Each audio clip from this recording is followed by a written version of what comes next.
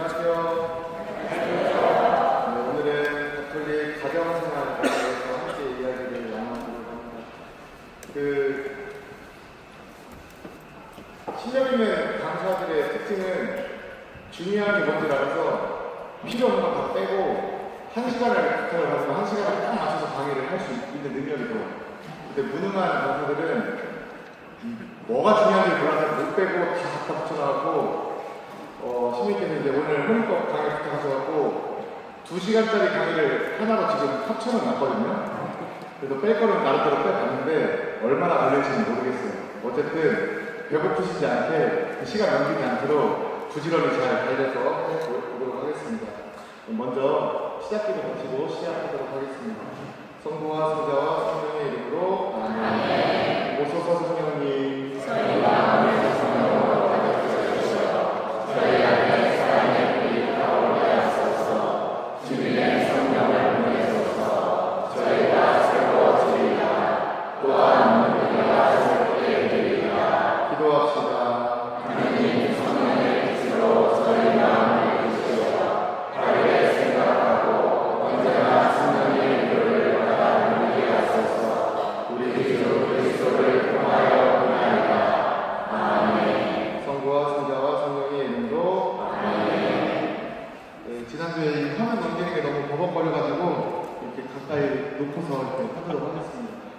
오늘은 이제 혼인의 교회법적 의미부터 살펴보면서 이제 그 자녀 교육에 대한 이야기, 그리고 자녀에게 물려줄 유산이 무엇인지, 그리고 하나님의 선물이 무엇인지에 대해서 이야기를 나눠보려고 가지고 왔습니다. 교회법 조항은 딱 2개만 같이 읽어볼 거예요, 중간에. 그래서 너무 딱딱하지 않게 부드럽게 이야기할 거니까 잘 들어주시고 그냥 따뜻한 잔소리다 생각하시면 될 것 같아요. 듣기 싫은 잔소리 아니고 따뜻한 잔소리다. 혼인의 교회법적 의미부터 함께 보도록 하겠습니다. 잘 보이시나요? 네. 처음 보시고 좀 한번 같이 읽어볼까요? 혼인 서약을 위로서 남자와 한 여자가 서로 그 본연의 성질상 부부의 성립과 자녀의 출산이 그를 지나가는 평생 공동 공명체를 이루는 것입니다. 주 그리스도에 의하여 영생자를 사이에서는 성사의 의미로 올려졌다. 따라서 영생자를 사이에서는 그 자체로 성사가 아닌 유효한 혼인계약은 있을 수 없다. 법 조항 딱 들으면 그냥 바로 딱 알아들으시겠나요? 그렇지 않죠, 그죠? 굉장히 형식적으로 좀 추가적으로 단어를 다 모아놨기 때문에 한 번에 다 말하지 않는데 풀어보면 별 이야기 아니거든요. 그냥 당연한 이야기를 해놓은 거예요. 가장 먼저 혼인서약의 주체가 누군지를 분명하게 이야기를 하고 있죠. 누구라고 이야기를 해요? 혼인서약은 한 남자와 한 여자. 이건 창조 질서에 관한 이야기인 거예요. 하느님의 창조 질서. 한 남자와 한 남자가 유효한 혼인계약 맺을 수 있어요? 없어요? 없어요. 한 여자와 한 여자가 유효한 혼인계약 맺을 수 있어요? 없어요? 없어요. 한 남자와 한 여자여야 된다는 것을 명시를 분명하게 하고 있는 거예요. 왜? 이거는 교회가 마음대로 정한 게 아니라 하느님께서 태초에 사람을 우리와 닮은 모습으로 사람을 만들자 하면서 그들의 모습으로 만드실 때 그들을 뭘로 만드셨다고 해요? 남자와 여자로 만드셨다라고 이야기를 해요. 이 창조 질서에 의해서 한 남자와 한 여자만이 혼인 서약을 맺을 수가 있는데, 그런데 지금 혼인 성사라고 표현하고 있나요? 아니에요. 혼인 서약이라고 표현하고 있어요. 그죠? 혼인 서약. 모든 혼인이 다 한 남자와 한 여자가 이루어야 된다는 것을 분명하게 밝히고 있는 거예요. 그러면서 혼인의 목적이 무엇인지 조항에서 또 이야기하고 있죠. 부부의 선임과 자녀의 출산 및 교육을 지향하는 평생 공동 운명체를 이루는 것. 그러니까 혼인의 목적은 뭐예요? 부부의 선임. 한 남자와 한 여자가 이루는 사랑의 일치. 그리고 자녀의 출산. 그 사랑이 둘만의 것으로 갇혀있지 않고 하나님의 창조 사업을 이어나가는 행위로 이어지는 것. 그리고 그 자녀를 그냥 내가 낳았으니 네 마음대로 하라고 내팽개치는 게 아니라 하나님께서 우리를 끝까지 보살펴주시는 그 사랑의 모습 그대로 우리 역시도 우리 자녀를 하나님 사랑 안에서 계속해서 교육시키는 것까지가 혼인 혼인의 목적이다라는 거예요. 그런데 이 이야기에서 영세자들 사이에서는 그 전체로 성사가 아닌 유효한 혼인 계약은 있을 수 없다라고 명시하고 있죠. 그러니까 세례를 받은 한 남자와 한 여자가 혼인 서약을 맺을 때에는 반드시 어디서 이루어져야 돼요? 혼인 성사 안에서 이루어져야 한다는 것을 명시하고 있는 거예요. 그렇다면은 신자와 신자끼리만 결혼을 해야 됐던 시대 상황이 가톨릭 교회 역사가 있었는데 왜 그랬냐면은 지금은 우리가 박해를 겪고 있나요? 박해가 심하진 않아요. 없어요. 그죠? 그런데 초기교회 그리스도교 공동체는 박해가 굉장히 심했죠. 그래서 신자끼리만 결혼을 허락을 했어요. 왜? 신자 아닌 사람이 교회 공동체 안에 들어오는 게 모든 사람들의 공동체 모든 사람들의 생명을 위협하는 것이 될 수 있으니까 굉장히 신중한 과정이었고, 그래서 신자끼리만 결혼을 하게 허용을 해줬고, 신자 아닌 사람이 교회 공동체 안에서 세례를 받고 신앙생활을 하려고 하면은 예비신자 교육을 몇 년 동안 했어요? 3년 동안 했어요. 3년 동안. 3년 동안 하면서 미사에도 바로 들어오지 못하게 하고 천천히 이 사람이 정말로 그리스도교 신앙으로 개조될 때까지, 삶의 형태가 바뀔 때까지 천천히 두고 보면서 이제는 준비가 되었다 싶으면 그때 세례를 줘서 공동체 안에 포함을 시켰다고요. 왜? 박해가 너무 심해서 우리 공동체가 위험할 수 있으니까 그렇게 신중하게 접근을 했었고, 박해가 풀리면서 신자 아닌 사람과 결혼을 할 수 있게 허락을 해줬어요. 그래서 신자끼리 결혼을 해야 되는 그 법 조항을 감면해주는 거. 그래서 감면하는 거예요. 그러니까 신자인 사람과 신자 아닌 사람이 혼인서약을 맺을 때는 어디서 이루어져야 돼요? 감면혼배 안에서 이루어져야 된다는 거예요. 감면혼배를 이루어야만 유효한 혼인계약이다. 그러면은 신자 아닌 두 사람이 혼인을 하는 경우들이 있잖아요. 당연히 있을 수밖에 없죠. 그러면은 그 사람들은 그냥 성당 밖에서 혼인을 했으니까 유효하지 않은 혼인 계약일까요? 그렇지 않죠. 그분들은 교회법을 지킬 의무가 없는 사람들이에요. 그러니까 그 자체로 두 사람의 혼인서약 당사자의 합의만으로도 충분히 유효한 혼인 유대가 발생한다고 교회는 가르치고 있는 거예요. 그러니까 이혼한 사람이 비신자들 사이에서 이혼을 하고서 성당에 와서 세례를 받으려고 해요. 그런데 그 사람이 새로운 혼인관계를 맺고 있네? 그러면 이전에는 성당 밖에서 혼인했으니까 그거 상관없는 혼이니까 굳이 뭐 혼인 무효소송이나 이런 거 안 해도 되잖아요 라고 물어볼 수 있겠죠. 될까요? 안 될까요? 안 되겠죠. 왜? 이미 신자 아닌 상태에서 교회법을 지킬 의무가 없으니까 사회에서 맺은 혼인만으로도 유효한 혼인 유대가 발생을 했으니까 그 유대에 대한 해소가 있어야만 새로운 혼인을 유효하게 맺을 수 있다는 거예요. 이해되시죠? 비신자들 사이에서 사회에 혼인을 했으니까 상관없는 게 아니라 반드시 그 안에서도 유효한 혼인 유대가 발생했으니까 해소를 해야만 새로운 혼인을 맺을 수 있다는 것입니다. 여기까지 이해되시죠? 그런데 중요한 거는 이 주체를 바라볼 때 한 남자와 한 여자 두 사람이 반드시 당사자가 돼야 되거든요. 이거를 왜 강조드리냐면은 자, 처음 보자 할 때 어느 자매님이 찾아왔어요. 주부님 우리 아들이 안 그랬는데 한 고등학교 때까지 성당 열심히 나가더니 대학을 지나가러 가고 나서는 성당에 한 발도 들이지 않는다고 콧배기도 비치지 않는다고. 그런데 우리 아들이 이번에 결혼을 준비하고 있는데 다음 달이면 결혼이니까 제가 다음 주에 잘 구슬려서 데리고 올 테니까 신부님이 감면혼배도 해주라고 이렇게 말씀하시더라고요. 해줬을까요? 안 해줬을까요? 안 해줬어요. 물론 그게 아들 신앙의 어떤 기회가 될 수 있어요. 그런데 자매님께 뭐라고 설명을 드렸냐면, 자매님 제가 감면을 해줄 수 있는데 감면을 해주면은 그 아들은 냉담을 할까요? 안 할까요? 100% 할 거예요. 성당 오지 않을 거예요. 그런데 평생 고등학교 졸업할 때까지 신앙교육 시키겠다면서요. 그러면은 그 아들이 나중에 자식을 낳았을 때 그 아이에게 유아세를 주고 싶을까요? 안 주고 싶을까요? 반드시 주고 싶겠죠. 천연한테 시키고 싶을까요? 안 주고 싶을까요? 반드시 시키고 싶겠죠. 그때 내가 그동안 성당을 왜 못 나갔지? 그러면서 신부님께 어렵게 찾아가서 신부님 제가 그동안 어린이가 냉담했는데 아이에게 생일을 주고 싶습니다.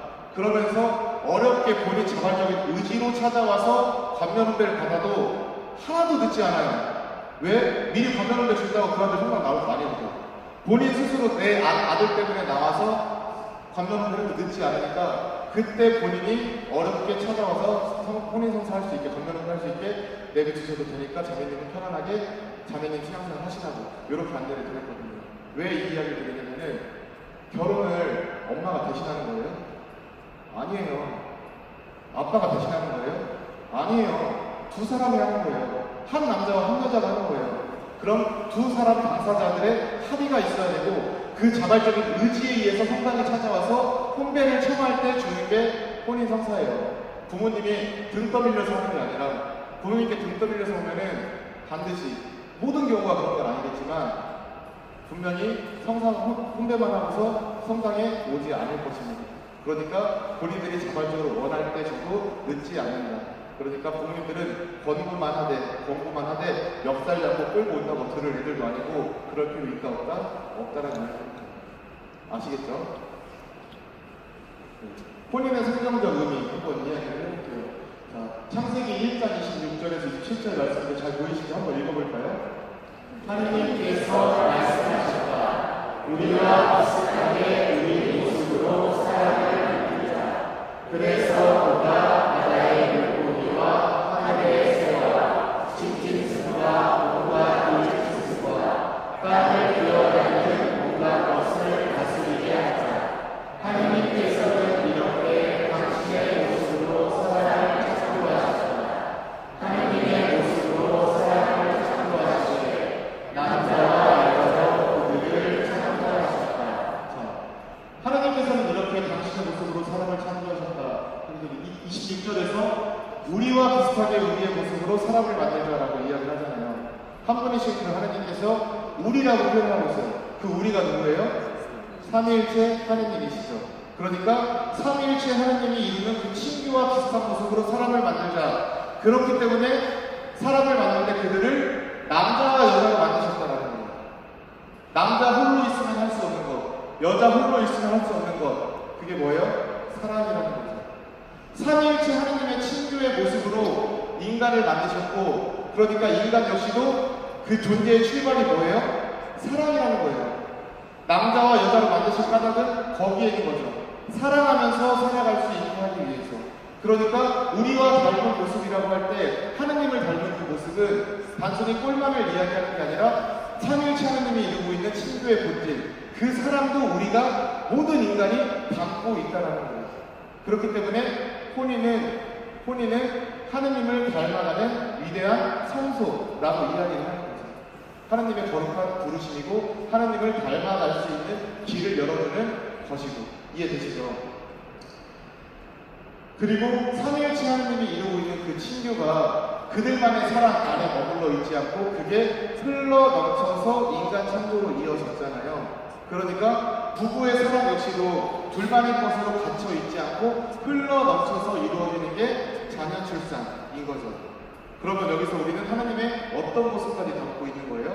하나님의 창조성까지도 우리는 담고 있다. 하나님의 창조성마저도 우리는 담고 있다. 우리가 하나님의 모상이라고 할 때는 꼴도 있고 사랑도 있고 창조성까지도 있다라는 거죠.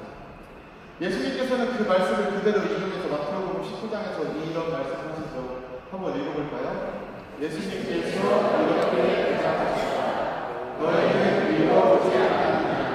창조주께서 처음부터 그들을 남자와 여자로 만드시고 나서 그러므로 남자는 아버지와 어머니를 떠나 아내와 결합하여 둘이 한 몸이 될 것이다 하고 이르셨다. 따라서 그들은 이제 둘이 아니라 한 몸이다. 그러므로 하나님께서 이루신 것을 사람이 몰라보아서는 안 된다.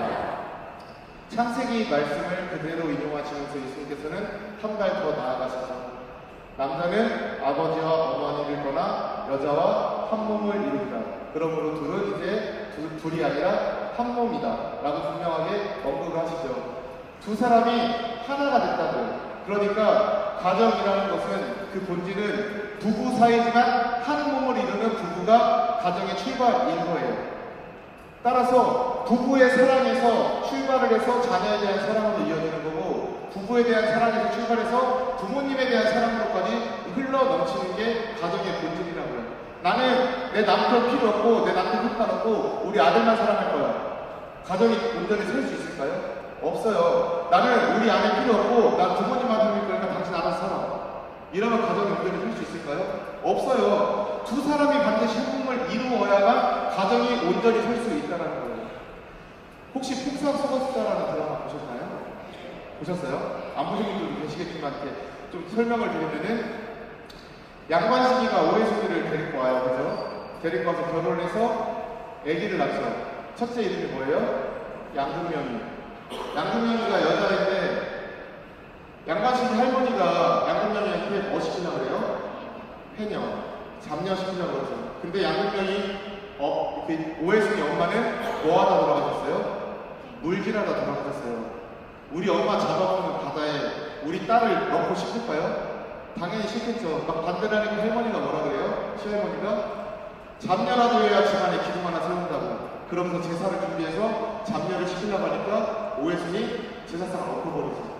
그러니까 오해순이 시어머니가 양반집의 엄마가 오해순 따귀를 때려요. 따귀를. 그 모습을 누가 봐요?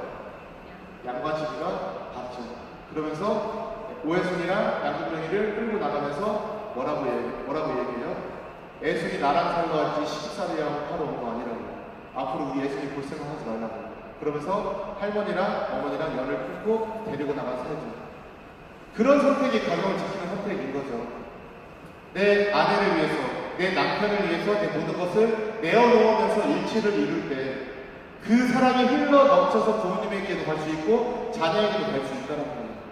그 사랑을 배제하고서 이루어질 수 있는 가정은 없어요. 그 사랑이 온전히 이루어져야 가정에 사랑이 흘러 넘칠 수 있다는 거예요. 그러니까 가정의 본질, 사랑의 본질은 출발은 부부가 한 몸을 이루는 데에 있다. 이해되시죠? 이건 저의 이야기가 아닙니다. 세계 주교 신호도에서 혼인과 가정을 주제로 주교 신호도를 연 다음에 폐마 후에 프란치스코 교황님께서 사랑의 기쁨이라는 후속 권고문을 내셨어요. 그 권고문 안에 이렇게 이야기를 하고 있습니다. 기니까 제가 혼자 읽어볼게요. 성경과 정서는 우리에게 삼위일체에 대한 지식을 전해줍니다. 이는 가정의 모습에서 드러나는 것입니다. 가정은 하나님의 모상이고 하나님께서는 인격들의 친구이십니다. 예수님께서는 당신 안에서 모든 것을 화해시키시고 우리를 죄에서 구원해 주시는 분으로 혼인과 가정을 본래의 모습으로 되돌려 놓으실 뿐만 아니라 혼인을 교회를 위한 당신 사랑의 성사적 표징으로 들어올리셨습니다.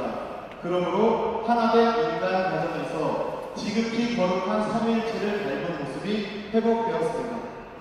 창세기의 말씀 안에서는 우리와 닮은 모습으로 사람을 만들자라고 이야기해요. 그러니까 하나님의 모습을 누가 담고 있는 거예요? 각 사람 한 사람이 다 갖고 있는 거예요. 그런데 교황님은 시각적으로 이걸 어떻게 해석하고 있는 거예요? 삼위일체 하나님이 이루고 있는 친구의 모습을 어디서 이룬대요? 가정에서 이룬다고요. 가정에서. 그 가정의 출발은 부부의 사랑이 출발이고, 그래서 혼인을 예수님께서 교회를 사랑하는 그 모습의 성사적 표징으로 들어 높이셨대요. 그러니까 혼인 안에서 한 남자와 한 여자가 이루는 사랑의 일치 안에서 무엇이 드러난다는 거예요? 예수님께서 교회를 사랑하는 그 모습이 드러난다는 거죠.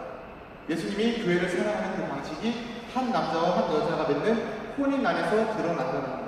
그러니까 지극히 거룩한 삼위일체 하나님의 친구를 살아가는 그 본질은 가정에 있고 그 가정의 출발은 한 남자와 한 여자에게 있다라는 것입니다. 저의 이야기가 아니라 교황님께서 이렇게 말씀하고 계신다는 거예요. 이해되시죠? 자, 오래 살았던 부부들 보면은 30년, 40년 함께 살았던 부부들 보면은 두 사람이 닮아있는 경우들이 있어요. 그죠?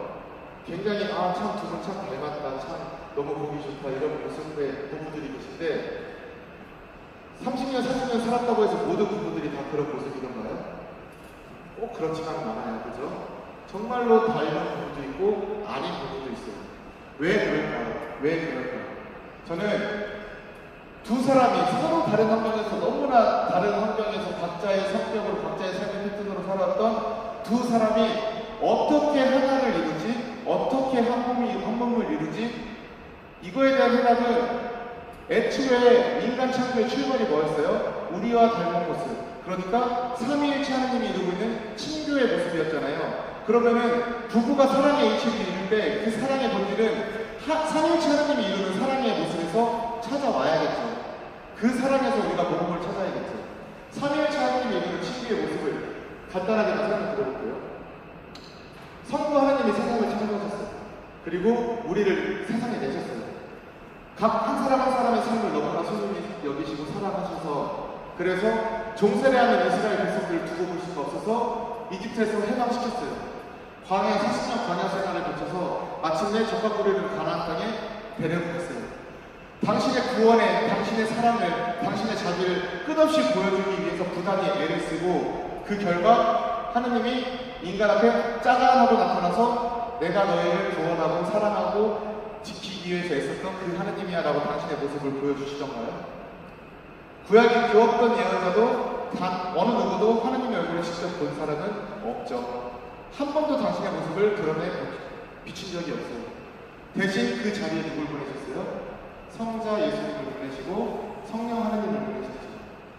예수님께서는 공생활을 준비한 끝에 이 3년간 공생활을 하면서 당신이 사랑하는 사람들, 가난한 이들, 병원에 신음하는 이들, 그리고 갇혀있는 이들, 정말 위로가 필요한 이들, 그 사람들 직접 하나하나 찾아다니면서 만나고 만져주고 같이 식사하고 그러면서 위로와 희망을 주고 용기를 주고, 그런데 그 사람에게 나의 영광을 위해서 내가 이 일을 하고 있다고 이야기를 해요?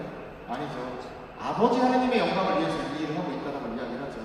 그리고 돌아가셨다가 부활하신 후에 내가 너무나 사랑하는 그 자리를 당신이 차지하세요? 아니요. 당신은 아버지 곁으로 가세요. 대신 그 자리에 누구를 보내주세요? 성령을 보내주시잖아요. 성령 하나님께서는 지금도 우리와 함께하는 이 순간 안에서 성령 하나님 당신 자신을 위해서, 자신을 바라보게 하기 위해서, 자신을 느끼게 하기 위해서 부단히 애를 쓰던가요? 그렇지 않죠. 아버지 하나님을 알아보게 하고, 그리고 성자 예수님을 알아보게 하기 위해서 지금도 우리와 함께 계시는 그 하나님의 행조를 바라보게 하기 위해서 부단히 애를 쓰고 계시죠. 지금 새 민족이 각자 뭐 하고 있어요? 나의 온 존재를 바쳐서 다른 위격을 위해서 일을 하고 있잖아요. 부부가 일치를 이루려면은 그 방식을 배워야 됩니다. 삼위일체 하나님이 이루는 친교의 방식. 서로 다른 환경에서 살았던 두 사람이 방식이 부딪혀요. 그러면 뭐라고 이야기를 하냐면은 에이 됐어 그만해. 당신 틀렸고 내 말이 맞으니까 내가 따라와. 라고 하면 두 사람의 일치를 이룰 수 있을까요? 절대 이룰 수가 없겠죠. 너무나 사랑하는 배우자를 위해서 그 사람의 방식이 나의 방식이 되고, 그 사람의 모습이 나의 모습이 되고, 그 사람의 태도가 나의 태도가 되고, 그러다 보니까 그 사람의 미소가 나의 미소가 되고, 그러면서 두 사람은 점점 인상이 하나가 되어갈 수 있다라는 거예요. 그 사람을 위해서 나의 온 존재를 내어놓을 때 그렇게 두 사람의 삶의 일치를 이룰 수 있다라는 거죠. 그런데 이거 우리 어디서 보는 거예요? 성체성사가 그렇잖아요. 인간을 너무나 사랑하셔서 인간의 존재를 취하신 그 예수님께서 당신의 온 존재를 우리를 위해 내어주시고 우리의 먹을 양식을 내어주시는 그 성체성사가 바로 그 모습이잖아요. 부부가 단순히 배우자를 사랑해서 나를 내어놓으면서 일치를 이뤄가는데 사실은 무엇을 하고 있던 거예요? 온 삶을 통해서 성체성사를 이루고 있었다라는 거죠. 성체성사를 이루고 있고 하느님을 더 닮아가고 있다. 그러니까 나와 함께 살아가는 배우자는 단순히 나의 삶의 동반자가 아니라 나를 누구를 닮게 하는 사람이에요? 하느님을 닮아가게 하는 사람이에요. 그러니까 구원의 협력자라는 거죠. 우리와 닮은 모습으로 사람을 만들자고 할 때 그 삼위 하느님이 이루고 있는 친교, 그 하느님의 보상성 안에는 꼴만 있는 게 아니라 사랑도 있고 창조성도 있고 뭐까지 있는 거예요? 하느님의 구원성까지 있다는 거예요. 우리는 이미 그 모습들을 다 담고 있다. 하느님을 닮아갈 수 있는 소중한 존재들이다. 그것을 누구와 함께 이룬다? 나의 배우자와 함께 이룬다. 이것이 혼인서약이라는 거예요. 이해되시죠? 자, 그렇다면은 그 사랑의 흐름에 맞춰서 이룬 우리 자녀에 대해서 한번 이야기를 해보겠습니다. 226조 한번 같이 읽어볼게요. 부부의 신분으로 사는 이들은 그와 성령에 따라 혼인과 아들을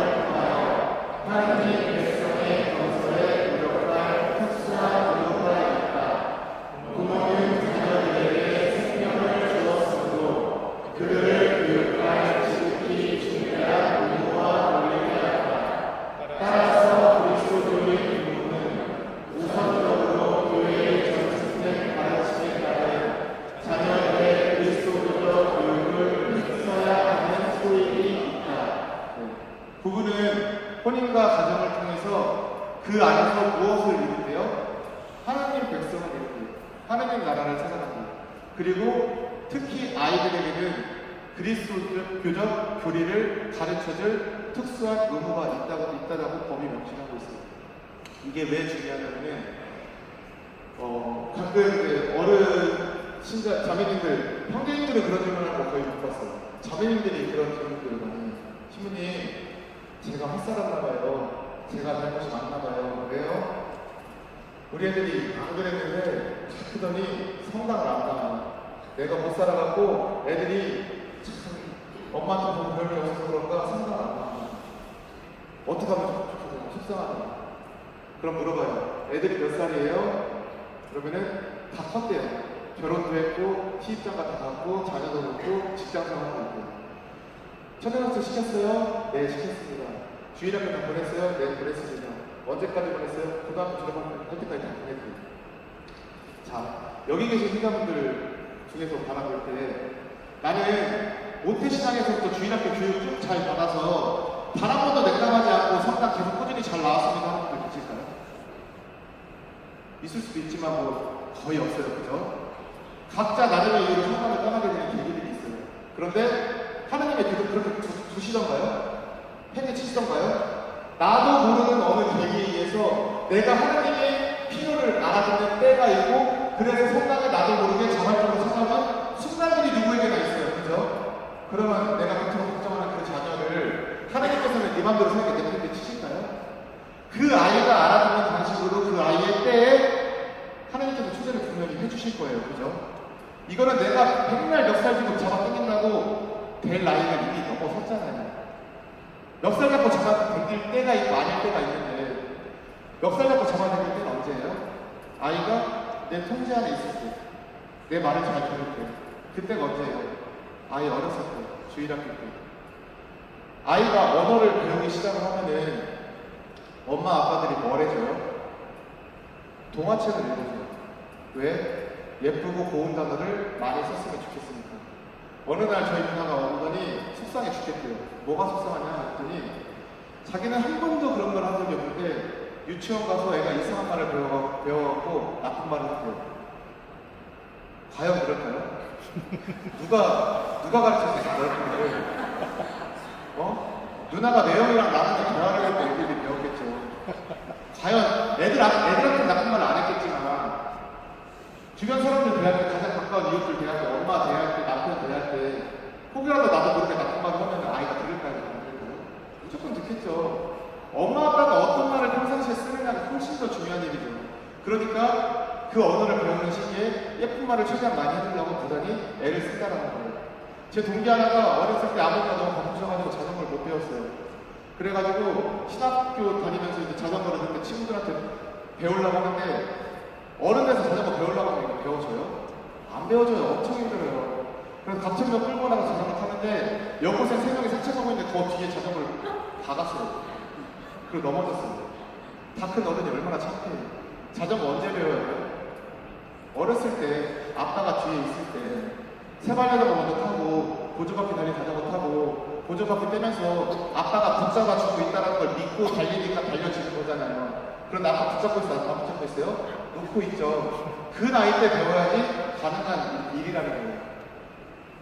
각 나이 때마다 배워야 될 것들이 있는데 그 시기를 놓치면은 우리는 내 힘으로는 더 이상 신앙교육을 해나갈 수가 없어요.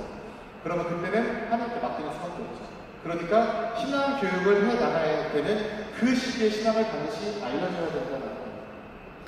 혹시 이런 노래 들어보신 적 있는지 모르겠는데 짧은 그냥 성가 하나 불러드릴게요. 하느님은 나를 보고 계신다.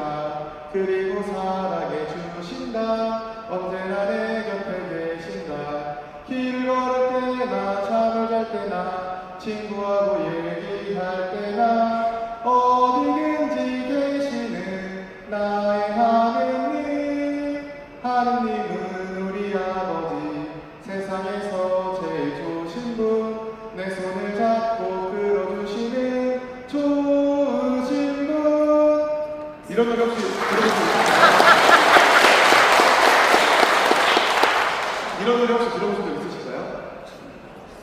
저도 이 노래 멜로디만 알지 무슨 노래지 이게? 멜로디 계속 있는데 그러다가 어린이 단체 옛날에 이 어린이 단체 아시죠? 이 어린이 단체를 찾아보니까 나의 하나님이라는 제목으로 악보가 있더라고요. 근데 성당에서도 불러본 적은 없어요. 이 노래를 지금도 악보 한번 불러보는데 음정방송 하나 안 틀리고 다 외우고 있잖아요. 이거 왜 외울 수 있는 거예요? 어렸을 때 엄마 아빠가 큰 집 가고 외갓집 가고 할 때 차 안에서 맨날 같이 불러줘서 제가 외우고 있는 노래인 거죠. 근데 이 노래 안에 하나님에 대한 신학이 오류가 있어요? 없어요? 없어요. 온전히 다 담겨 있어요. 제가 깜짝 놀란 것 중에 하나가 이제 상품 받으면 상품상표를 마태복음 1장 23절로 정했거든요. 그 이름을 임마누엘이라고 하리라 라는 말씀이에요. 임마누엘 하나님 뜻이 뭐예요? 하나님께서 우리와 함께 계시다. 이 노래의 결론이 뭐예요? 하나님께서 언제나 항상 우리와 함께 계신다라는 거잖아요. 성품성과를 정하고 보니까 어렸을 때부터 제 몸에 가게 되어 있던 이 노래가 내 삶에 분명한 영향을 줬구나라는 게 느껴지더라고요. 아이들 청년상체 교육할 때 뭐 시험 봐요? 기도문 외우는 거 시험 보잖아요. 머리 좋은 애들이 잘 외울까요? 집에서 엄마 아빠랑 기도한 애들이 잘 외울까요? 엄마 아빠랑 기도한 애들이 당연히 잘 외우겠죠. 엄마는 속상해할 수 있어요. 우리의 머리 좋은데 이거 왜 이렇게 못 외울지 모르겠어요. 그러면 뭐라고 얘기해요? 집에서 엄마가 기도를 해줘야 외우죠. 집에서 엄마랑 아침 저녁 기도하고 묵주기도 하고 이것들이 그 나이 때 습관이 돼서 외웠던 애들은 기도문을 금방 쉽게 편안하게 외우는데 그렇지 않은 애들은 정말로 못 외워요. 그래서 청소년체 교육할 때 신부님이 애들만 가르쳐요?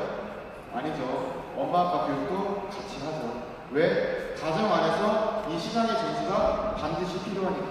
아이들이 성인이 되기 전까지 이 신앙의 전수가 반드시 이루어져야 된다는 걸 기억하시면서 우리 손주들 아니면 우리 자녀들 신앙 교육을 꼭 그 때를 놓치지 말고 시켜주셨으면 좋겠습니다.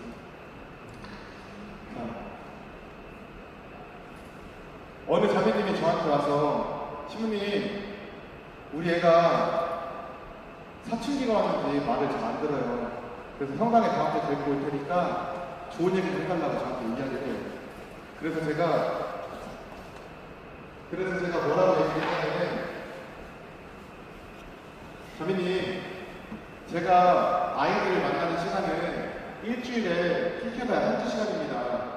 물론 오면 제가 좋은 얘기를 해줄 수 있어요. 해줄 거예요. 그런데 그 얘기를 한다고 얘가 180도 바뀌면은 그게 가능한 일일까요? 불가능한 일이죠. 그러면은 내가 좋은 얘기 해주는 것보다 뭐가 더 중요하겠어요? 엄마 아빠가 아침에 식탁에서 식사하면서 맨날 부동산 얘기하고 주식 얘기하고 비트코인 얘기하고 직장 가기 싫다는 얘기하고 직장 상사 욕하고 어디 황당하고 이러면은 그 아이에게 자연스럽게 가게 되는 삶의 최고의 가치가 뭐가 돼요? 돈이 될 수밖에 없어요. 그죠?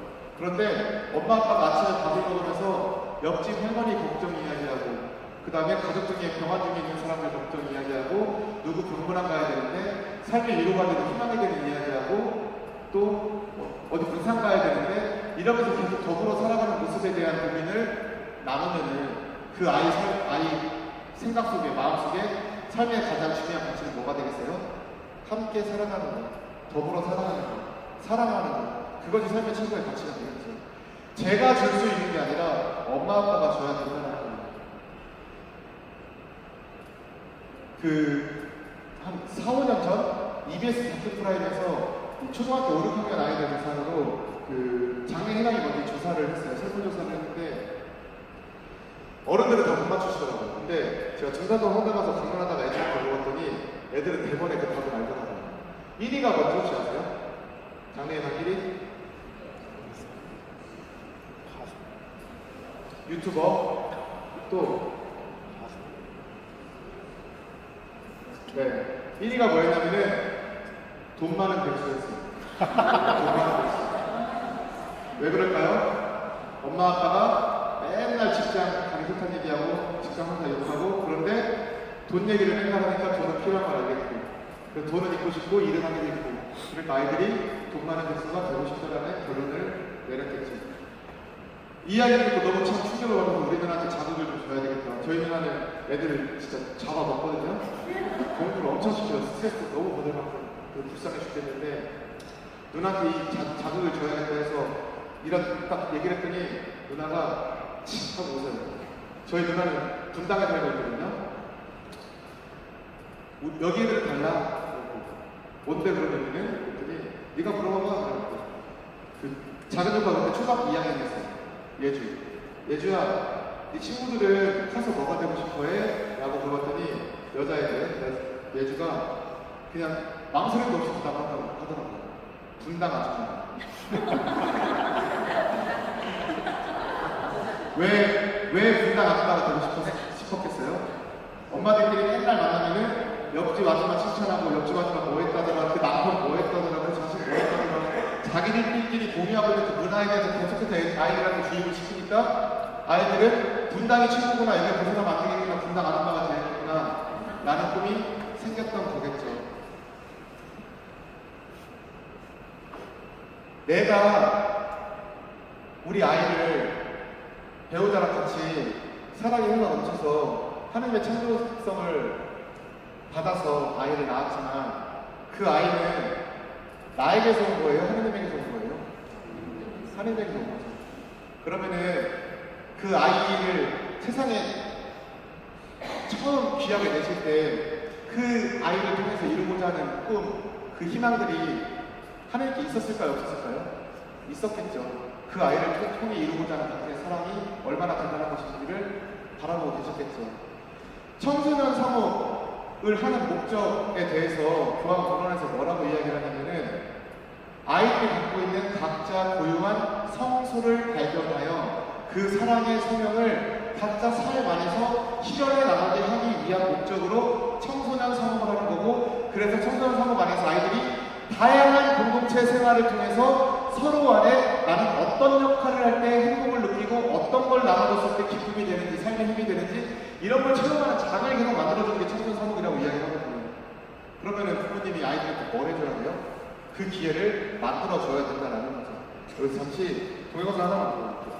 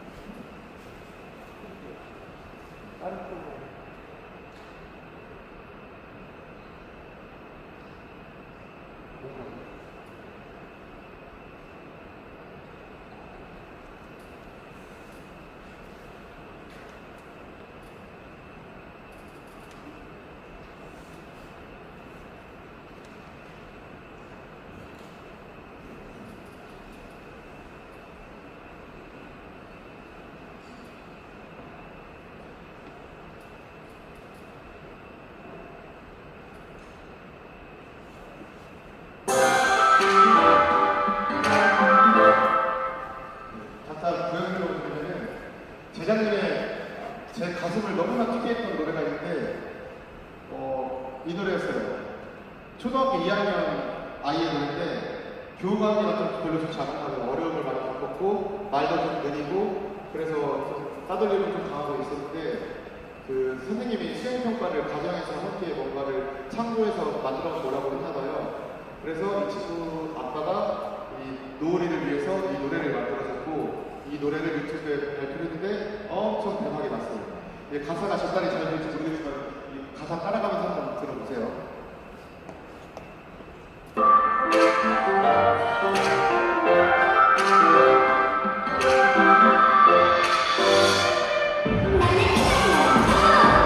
삶이 많은 세상이 치워주고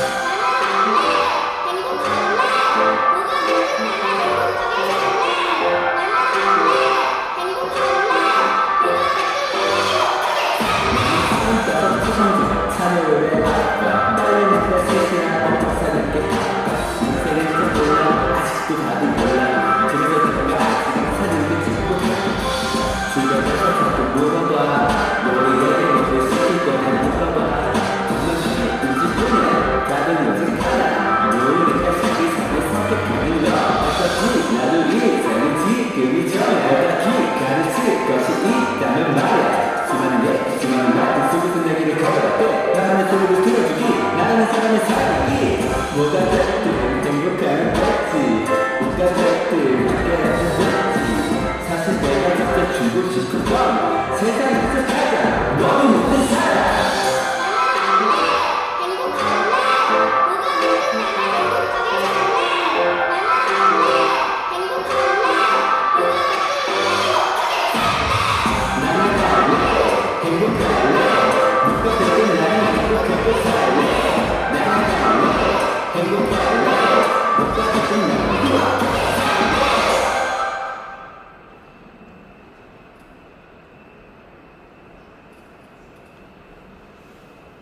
어때요? 노래 괜찮죠? 네.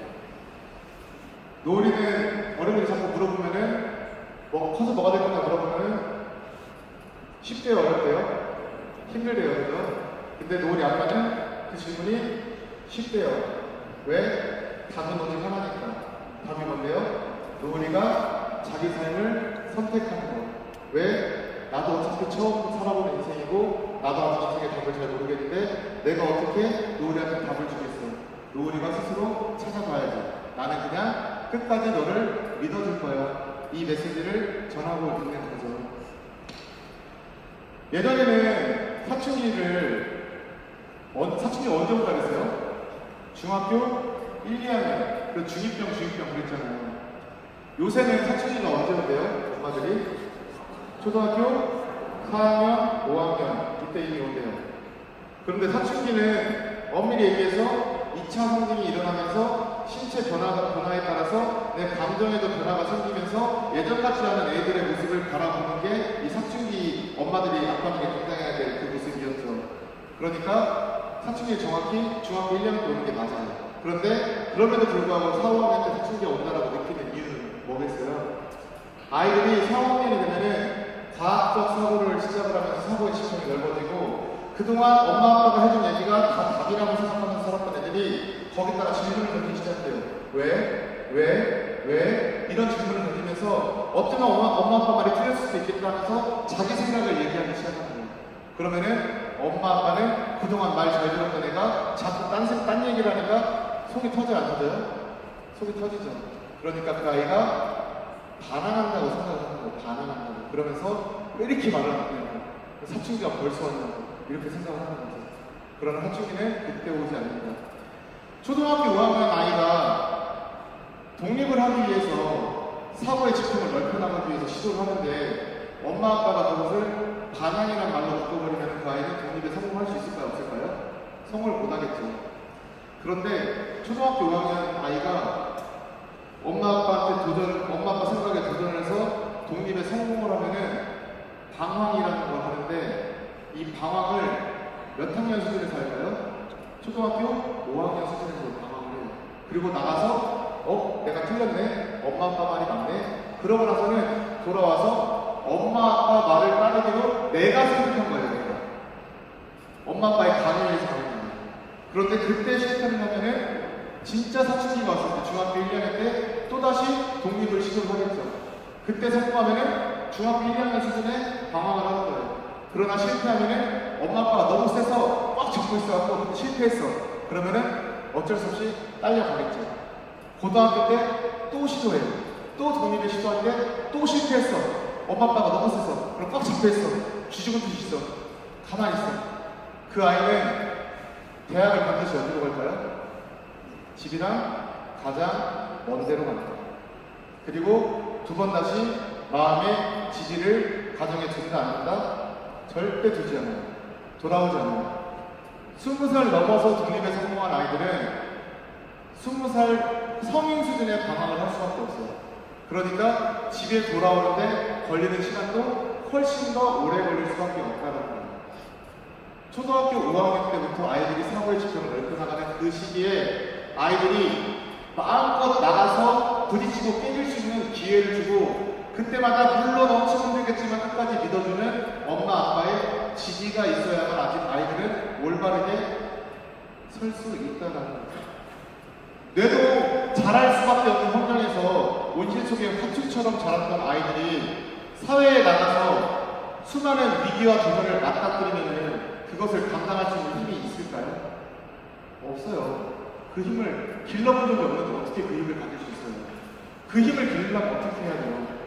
어렸을 때부터 정답으로만 살아가는 게 아니라 틀린 답에 자꾸 가두고 부딪히고 깨지고 넘어지고 주저앉아서 좌절하고 그때마다 나를 끝까지 믿어주는 엄마 아빠가 있다는 걸 체험하고 나를 붙잡고 일으켜주는 어른들이 내 주변에 있다는 걸 체험하고 그런 것들이 쌓여 있어야만 내가 그 어떤 실수를 하고 그 어떤 실패를 하든지 간에 내 존재는 무너지지 않는구나.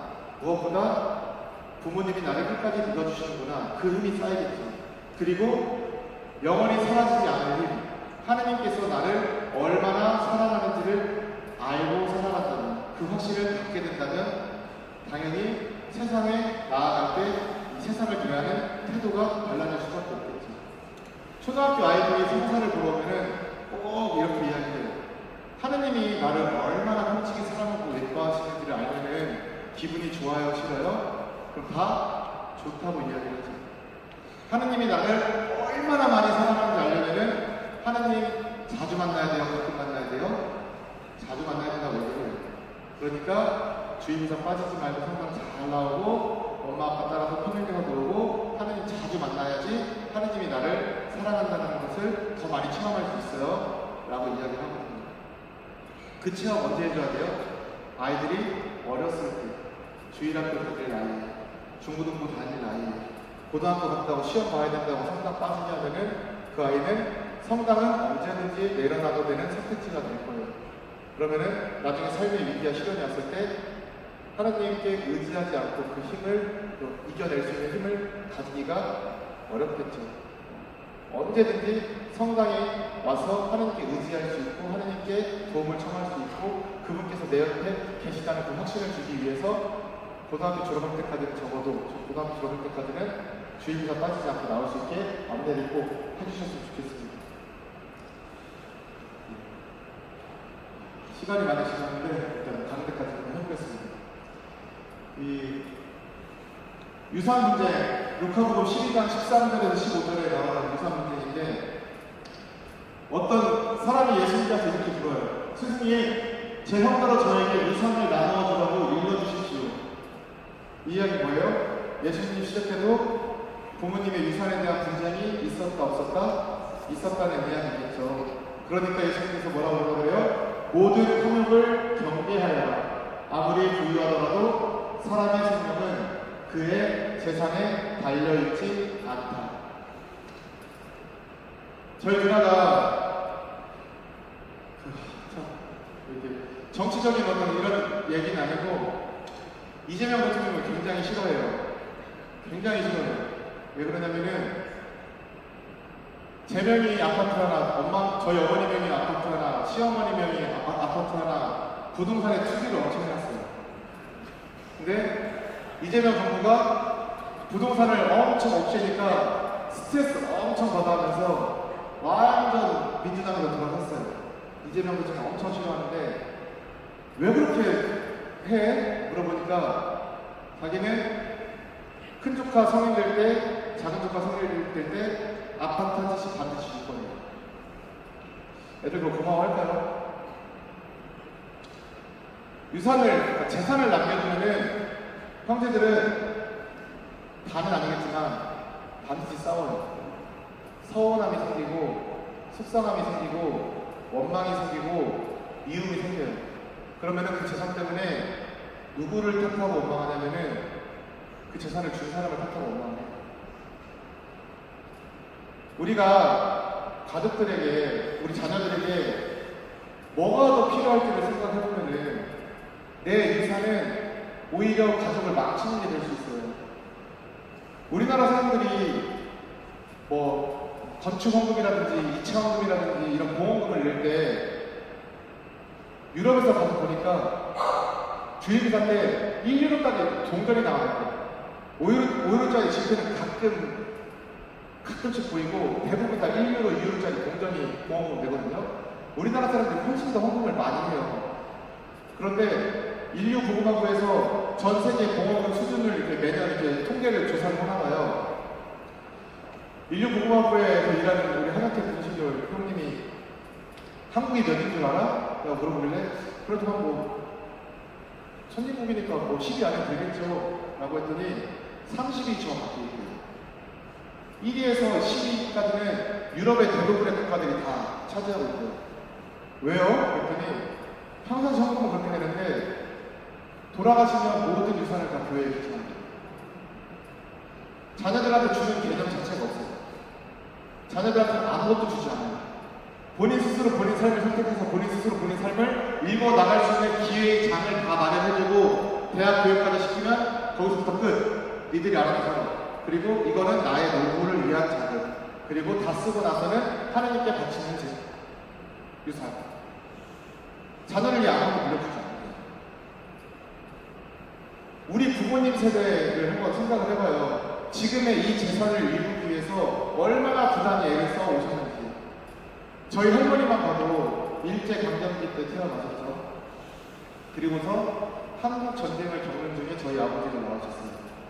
그리고 살아오면서 이 독재 정권을 겪고 민주화 항쟁을 겪고 근래에는 내란까지 경험을 했어요. 인간이 한 생을 살아오면서 절대로 겪지 말아야 될 비극이 그 5가지가 있는데 그 5가지를 한 세대가 다 겪은 거예요. 그러니 그 안에 내적 트라우마가 얼마나 대단하겠어요. 얼마나 상처가 받고 얼마나 아픔이 있겠어요. 그 아픔을 견뎌내면서 지금의 삶을 읽어왔는데 그 재산으로 인해서 자식들이 싸우면은 얼마나 속상하고 얼마나 화가 보통 서들이 일이에요. 그러니까 자녀들도 그 엄마 아빠를 위해서 살아가게끔 두고 나는 내가 애는 걸로 먹고 살고 서로 그렇게 명확하게 재산의 구분이 되어 있다면은 이런 싸움도 일어나지 않겠죠. 그렇게 헌신적으로 그 위기의 순간들을 겪으면서 살아오셨던 우리 부모님 세대들 지금 어르신들의 현실을 보면 어때요? OECD 국가 중에 노인 자살률 1위죠. 왜? 시골집에 혼자 머물러 있는데 아무도 찾아오는 사람 없고 매일 하루 종일 혼자 조용히 심심하게 보내다가 뭐 할 수 있는 게 없고 몸은 아픈데 병원 데려가줄 사람 없고 나를 치료해줄 수 있는 사람도 없고 돈도 없고 그러다 보니까 이렇게 사는 차라리 빨리 가고 싶다는 생각을 하게 될 수밖에 없겠죠. 왜 그렇게 불행하게 부모님들을 둬야 해요?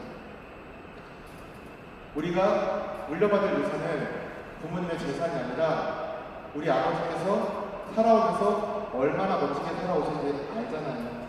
가정 안에서 따뜻하게 주고받았던 엄마 아빠의 나이들, 그리고 나에게 주었던 그 사랑의 마음들, 이웃을 위해서 헌신했던 그 모습들, 그것들이 진정한 우리가 물려줘야 될 유산이다라는 거죠. 가족들 안에서, 식탁 안에서, 같이 여행 가면서, 함께 여가를 보내면서, 함께 나눴던 그 시간들, 그것들이 우리가 물려받아야 될 유산입니다. 이 대단히 어느 식당에 이 3대째 두부집을 얘기하는 건 아니고 3대째라고 하는 게 이 대를 강조하기 위해서 이 사진을 갖다 놓은 거 이 식당은 아니에요. 다른 식당 이야기인데 굉장히 장사가 잘 나가서 건물을 올렸어요. 그리고 그 아들이 아버지한테 돈을 받아서 사업을 하다가 말아먹고 돌아왔어요. 그러면서 식당 카운터한테 쭉쭉쭉 계속 있어요. 아버지는 그냥 자기가 하던 식당 계속 영업을 했죠. 근데 아들 마음속에 어떤 생각이 있냐면은 때가 되면 아버지가 이 식당을 나한테 물려주겠지 이 생각을 하고 있는 거예요. 아버지는 평생 내가 몸을 바쳐서 읽어왔던 이 식당의 가치도 식당의 어떤 이 의미도 모르는 이 아들한테 물려주고 싶을까요? 당연히 싫겠죠. 근데 이 아들이 왜 나에게 일을 안 가르쳐주냐 라고 물어보니까 그 아버지가 너 식당 할 거야? 하고 싶다고. 그래 알았어. 그러면은 앞으로 너는 식당 안에 들어오지 말고 식당 문 앞에 서서 들어오는 손님들한테 90도로 인사해. 그래서 6개월 동안 계속 어서 오세요. 안녕히 가세요. 맛있게 드셨어요. 이 인사만 한 거예요. 왜 그걸 시켰을까요? 우리 식당에 오는 손님들의 귀함을 배우라고, 그분들을 존중하는 마음들을 배우라고 그 일을 시켰다고. 6개월 하고 났더니 식당 안에 들어오게 됐어요. 대신 무엇을 했냐면은 서빙도 못해요.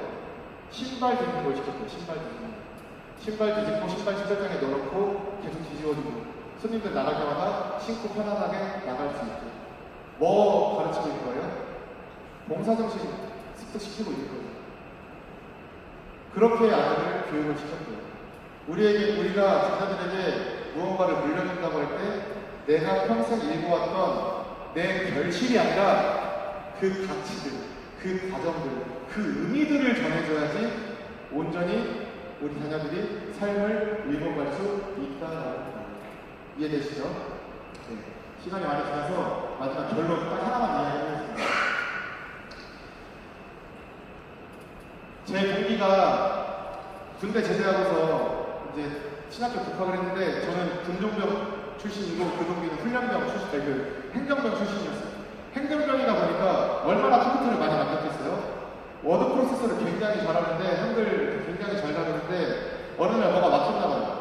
근데 제가 군종병 출신이니까 저 형은 컴퓨터를 많이 만졌겠지 싶었는지 저한테 와서 형 한글에서 요러 기능이 가능한데 이거 어떻게 하는지 혹시 알아? 내가 안 하는데 까먹었어 이러더라고요.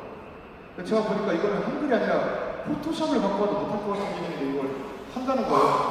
야, 그게 한글에서 돼? 그랬더니 그 친구가 치! 이러고 하더라고요. 아니 제가 얼마나 기분이 나빠요. 도대체 나한테 뭘 기대했길래 나한테 물어보면 그런 말을 하고 가. 그래갖고 야 차라리 한글과 컴퓨터에 전화를 해봐. 그랬더니 오 천재인데? 이러더라고요. 그러더니 진짜 전화를 했어요. 전화를 하고 그 기능을 해결해서 구현해갖고 와서 저한테 짜잔 하고 보여주더라고요. 제가 그걸 보면서 뭘 느꼈냐면은 프로그램을 개발한 사람이 있고 프로그램을 운용하는 사람이 있어요. 두 사람 가운데 그 프로그램을 누가 더 깊이 이해하겠어요? 개발한 사람일 수밖에 없겠죠. 당연히. 프로그램을 만든 사람. 곡을 쓴 사람이 있고 곡을 연주하는 사람이 있어요. 두 사람 가운데 이 곡의 강약이며 의미며 이런 것들을 더 깊이 이해하는 사람 모르겠어요? 곡을 쓴 사람이겠죠. 이 성당을 지은 사람이 있고 이 건물에 살아가는 사람이 있어요. 그 두 사람 가운데 성당의 어떤 공간 구성이며 배관이며 설비며 이런 것들을 더 깊이 이해하는 사람 모르겠어요? 성당을 지은 사람, 만든 사람일 수밖에 없겠죠. 내 삶을 살아가는 내가 있고 내 삶을 세상에 귀하게 내신 분이 계세요. 두 사람 가운데 내 삶을 더 깊이 이해하는 사람 모르겠어요. 당연히 내 삶을 세상에 귀하게 만드신 분일 수밖에 없다는 거예요. 그 하나님께서 나에게 가장 바라시는 게 진정으로 내가 행복하길 바라고 사랑하길 바라고 당신 나라로 살아가길 바라신다는 거예요. 그러기 위해서는 우리들 각자가 내 삶의 주인공으로 나로 만들어줄 수 있어야 돼요. 내 삶의 주인공으로 내 삶을 주체적으로 내가 원하는 삶을 선택해 나가면서 살아갈 수 있는 힘을 가진 사람이 나의 배우자를 위해서 나의 자녀를 다 내어줄 수 있고 우리 자녀들 또한 내가 원하는 삶의 방식으로 내 제2의 나로 키우는 게 아니라 아이의 고유한 삶의 아름다움을 찾아줄 수 있는 힘이 있다는 거예요. 하나님께서 내 삶을 깊이 이해하는 만큼 우리 자녀의 삶도 깊이 이해하고 있고 나의 배우자의 삶도 깊이 이해하고 있고 그 하나님께서 우리 각자에게 맡긴 고유한 그 아름다운 모습을 찾아갈 수 있게 서로 도와주기 위해서는 나 먼저 내 삶을 그렇게 만들어 나가야지 가능하다는 이야기입니다. 제가 드릴 말씀은 여기까지입니다. 오늘은 시간이 죄송합니다. 조금 지났는데 마친 기도 하도록 하겠습니다. 성부와 성자와 성령의 이름으로 아멘. 천주의 성도님 당신의 보호에 저희를 맡겨오니 어려울 때 저희의 간절한 기도를 외면하지 마시고 항상 모든 위험에서 저희를 도와주소서. 영화롭고 대신 건강하시옵소서. 성부와 성자와 성령의 이름으로 아멘. 감사합니다.